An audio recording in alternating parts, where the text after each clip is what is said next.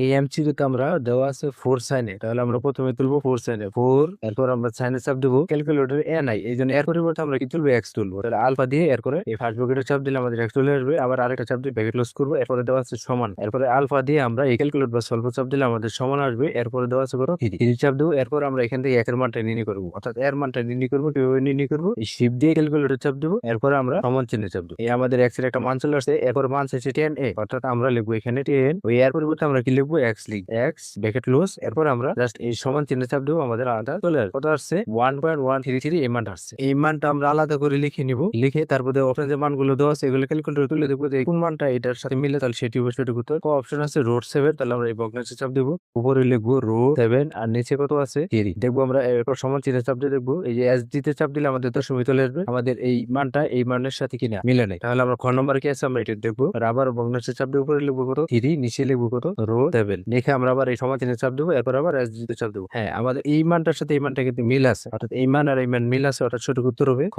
খ সঠিক উত্তর হবে, আশা করি বুঝতে পারছেন।